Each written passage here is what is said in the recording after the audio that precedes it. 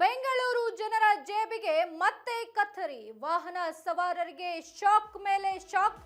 ಇನ್ಮುಂದೆ ಎಲ್ಲಂದರಲ್ಲಿ ಪಾರ್ಕಿಂಗಿಗೆ break. Free parking ಮಾಡಿದ್ರೆ fine fix. ವಾಹನ ಸವಾರರಿಗೆ ಶಾಕ್ ಮೇಲೆ ಶಾಕ್. ಇನ್ಮುಂದೆ ಎಲ್ಲಂದರಲ್ಲಿ ಪಾರ್ಕಿಂಗಿಗೆ ಬ್ರೇಕ್. ಫ್ರೀ ಪಾರ್ಕಿಂಗ್ ಮಾಡಿದ್ರೆ ಫೈನ್ ಫಿಕ್ಸ್. ಸೈಕಲ್ ಹೊರತುಪಡಿಸಿ ಎಲ್ಲ ವಾಹನಗಳಿಗೆ ಶುಲ್ಕ. ಕರಡು ಅಧಿಸೂಚನೆ ಹೊರಡಿಸಿದ ರಾಜ್ಯ ಕಾಂಗ್ರೆಸ್ ಸರ್ಕಾರ. ರಸ್ತೆಗಳನ್ನ ಎಬ್ಬಿಸಿ ಮಾದರಿಗಳಾಗಿ ವಿಂಗಡಿಸಿ ಶುಲ್ಕ. ಆಟೋ ನಿಲ್ದಾಣಗಳಲ್ಲಿ ಮಾತ್ರ ಫ್ರೀ ಪಾರ್ಕಿಂಗ್. ಬೆಂಗಳೂರು ಜನರ ಜೇಬಿಗೆ ಮತ್ತೆ ಕತ್ತರಿ ಬೀಳುವಂತ ಸಾಧ್ಯತೆ ಇದೆ. ಹೌದು, ವಾಹನ ಸವಾರರಿಗೆ ಶಾಕ್ ಮೇಲೆ ಶಾಕ್ ಎದುರಾಗಿರುವಂತದ್ದು. ಇನ್ನು ಮುಂದೆ ಎಲ್ಲಂದ್ರಲ್ಲಿ ಪಾರ್ಕಿಂಗ್ ಏನಾದ್ರೂ ನೀವು ಮಾಡಿದ್ರೆ, ಫ್ರೀ ಪಾರ್ಕಿಂಗ್ ಏನಾದ್ರೂ ಮಾಡಿದ್ರೆ ಫೈನ್ ಮಾತ್ರ ಫಿಕ್ಸ್. ಸೈಕಲ್ ಅನ್ನ ಹೊರತುಪಡಿಸಿ ಯಾವುದೇ ವಾಹನಗಳನ್ನ ನೀವು ರಸ್ತೆ ಬದಿಯಲ್ಲಿ ಪಾರ್ಕಿಂಗ್ ಮಾಡಿದ್ರೆ ವಾಹನಗಳಿಗೆ ಶುಲ್ಕ ವಿಧಿಸುವುದು ಗ್ಯಾರಂಟಿ.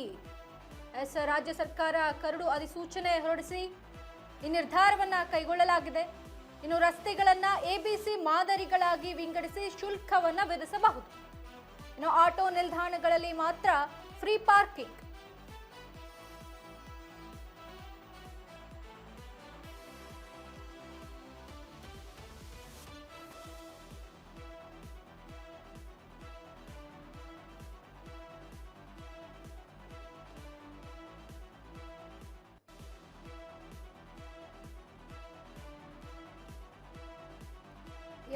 ಫ್ರೀ ಪಾರ್ಕಿಂಗ್ ಮಾಡಿದ್ರೆ ಫೈನ್ ಬೀಳೋದು ಫಿಕ್ಸ್.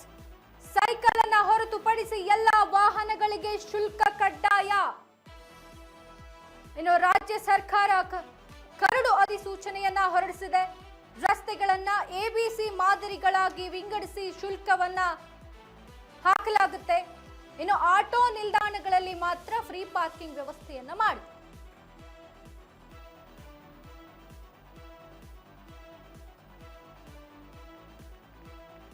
ಎಲ್ಲಂದರಲ್ಲಿ ಪಾರ್ಕಿಂಗ್ ಮಾಡುವಂತಿಲ್ಲ. ಇನ್ನು ಮೇಲೆ ಸೈಕಲ್ ಅನ್ನ ಮಾತ್ರ ಹೊರತುಪಡಿಸಿ ಎಲ್ಲಂದರಲ್ಲಿ 2 ವೀಲರ್ ಆಗಲಿ 4 ವೀಲರ್ಗಳಾಗ್ಲಿ ಪಾರ್ಕಿಂಗ್ ಮಾಡಿದ್ರೆ ಫೈನ್ ಮಾತ್ರ ಫಿಕ್ಸ್.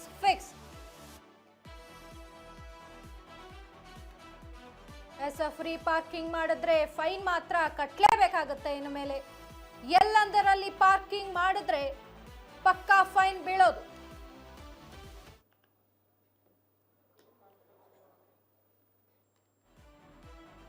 ಈ ಬಗ್ಗೆ ಮತ್ತಷ್ಟು ಬ್ರೇಕಿಂಗ್ಗಳು ನಿಮ್ಮ ಮುಂದೆ. ರಾತ್ರಿ 8ರಿಂದ ಬೆಳಗ್ಗೆ 8 ಗಂಟೆಯವರೆಗೆ ಫ್ರೀ ಪಾರ್ಕಿಂಗ್. ರಾತ್ರಿ ಸಮಯದಲ್ಲಿ ಮಾತ್ರ ಫ್ರೀ ಪಾರ್ಕಿಂಗ್ಗೆ ಅವಕಾಶ. ಆಫ್ ಸ್ಟ್ರೀಟ್ ಪಾರ್ಕಿಂಗ್ಗೆ ಮಾಸಿಕ ಪಾಸ್ ಕಡ್ಡಾಯ. ಸಿಗ್ನಲ್ಗಳ 50 ಮೀಟರ್ ಅಂತರದಲ್ಲಿ ವಾಹನ ನಿಲ್ಲಿಸುವಂತಿಲ್ಲ. ಉಪಮುಖ್ಯ ರಸ್ತೆಗಳ 25 ಮೀಟರ್ ಅಂತರದಲ್ಲಿ ಪಾರ್ಕಿಂಗ್. ಮನೆ ಮುಂದೆ ಪಾರ್ಕ್ ಮಾಡಿದ್ರೆ ಮಾಲೀಕರ ಜೇಬಿಗೆ ಕತ್ತರಿ. ಎ ಕ್ಯಾಟಗರಿಯ ದ್ವಿಚಕ್ರ ವಾಹನಕ್ಕೆ ಗಂಟೆಗೆ 40 ರೂಪಾಯಿಗಳ ಶುಲ್ಕ. ಇನ್ನು ಎ ಕ್ಯಾಟಗರಿಯ ಲಘು ವಾಹನಕ್ಕೆ ಗಂಟೆಗೆ 60 ರೂಪಾಯಿಗಳ ಶುಲ್ಕ. ಇನ್ನು ಬಿ ಕ್ಯಾಟಗರಿ ವಾಹನಗಳಿಗೆ 30ರಿಂದ 80 ರೂಪಾಯಿಗಳವರೆಗೆ ಶುಲ್ಕವನ್ನ ವಿಧಿಸಲಾಗುತ್ತೆ. ಇನ್ನು ಸಿ ಕ್ಯಾಟಗರಿ ವಾಹನಗಳಿಗೆ ಗಂಟೆಗೆ 20ರಿಂದ 30 ರೂಪಾಯಿಗಳವರೆಗೆ ಶುಲ್ಕವನ್ನ ವಿಧಿಸಲಾಗುವುದು. ಇನ್ನು ಕರಡು ಅಧಿಸೂಚನೆ ಹೊರಡಿಸಿದೆ ರಾಜ್ಯ ಸರ್ಕಾರ.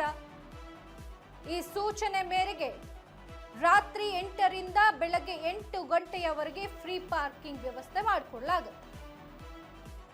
ರಾತ್ರಿ ಸಮಯದಲ್ಲಿ ಮಾತ್ರ ಫ್ರೀ ಪಾರ್ಕಿಂಗ್ಗೆ ಅವಕಾಶವನ್ನ ನೀಡಿದೆ ರಾಜ್ಯ ಸರ್ಕಾರ. ಆಫ್ ಸ್ಟ್ರೀಟ್ ಪಾರ್ಕಿಂಗ್ಗೆ ಮಾಸಿಕ ಪಾಸ್ ಕಡ್ಡಾಯವಾಗಿದೆ. ಎಸ್ ಸಿಗ್ನಲ್ಗಳ 50 ಮೀಟರ್ ಅಂತರದಲ್ಲಿ ವಾಹನಗಳನ್ನ ನಿಲ್ಲಿಸುವಂತಿಲ್ಲ ಅಂತ ಹೇಳಿ ರಾಜ್ಯ ಸರ್ಕಾರ ಹೇಳಿರುವಂತಹದ್ದು.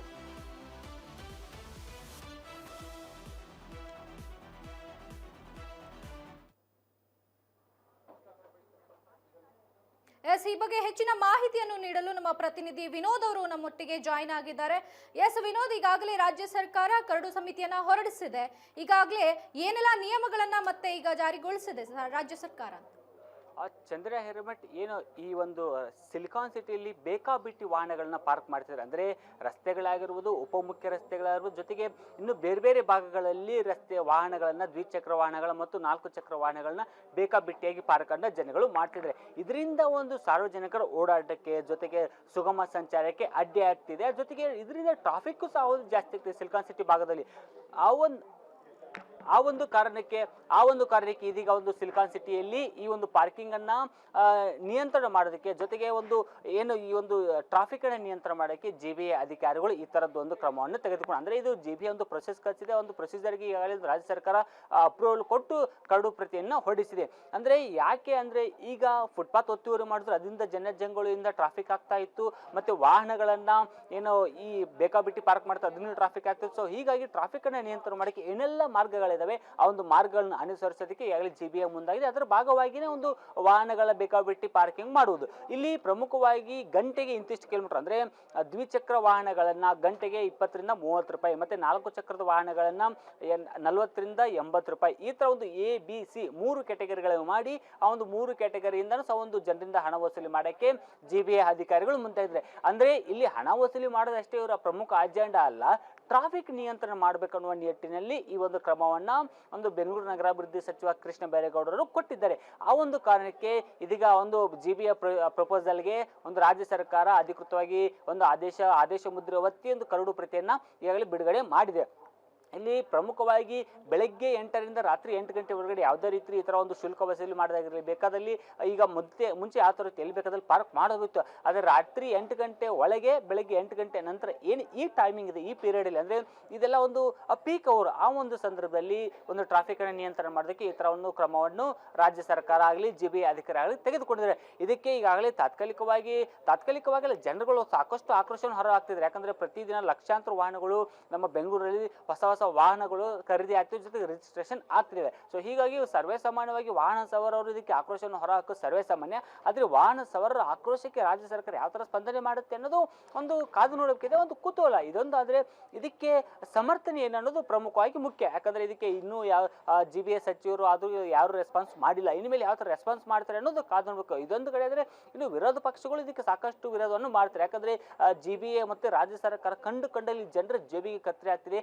ಕಸದಲ್ಲಿ ಖಾಲಿ ಸೈಟ್ಗಳಲ್ಲಾಗಿರಿ, ಜೊತೆಗೆ ನೀರಲ್ಲಿ, ಅಂದ್ರೆ ಟ್ಯಾಕ್ಸ್ ಅಲ್ಲಿ ಪ್ರತಿಯೊಂದು ವಿಚಾರದಲ್ಲಿ ಜನರ ರಕ್ತ ಇರ್ತಿದೆ, ಜನಗಳ ಹತ್ರ ದುಡ್ಡು ದೋಸ್ತಿದೆ ಅಂದ್ಬಿಟ್ಟು ವಿರೋಧ ಪಕ್ಷಗಳು ಆರೋಪ ಮಾಡ್ತಿದೆ. ಸೊ ಈ ಒಂದು ವಿರೋಧ ಪಕ್ಷ ಆರೋಪಕ್ಕೆ ಇದು ಒಂದು ಆರೋಪ ಆಗಿ ಇದೀಗ ವಿರೋಧ ಪಕ್ಷಗಳಿಗೆ ಕೈಗೆ ಒಂದು ಅಸ್ತ್ರ ಕೊಟ್ಟಂಗೆ. ಆದ್ರೆ ಇದನ್ನು ಯಾವ ತರ ರಾಜ್ಯ ಸರ್ಕಾರ ಒಂದು ಸಮರ್ಥನೆ ಮಾಡಿಕೊಳ್ಳುತ್ತೆ ಅನ್ನೋದು ಮುಂದಿನ ದಿನಗಳಲ್ಲಿ ಕಾದು ನೋಡಬೇಕಿದೆ. ಚಂದನ. ಎಸ್ ವಿನೋದ್, ತಮ್ಮೆಲ್ಲ ಮಾಹಿತಿಗಾಗಿ ಧನ್ಯವಾದ.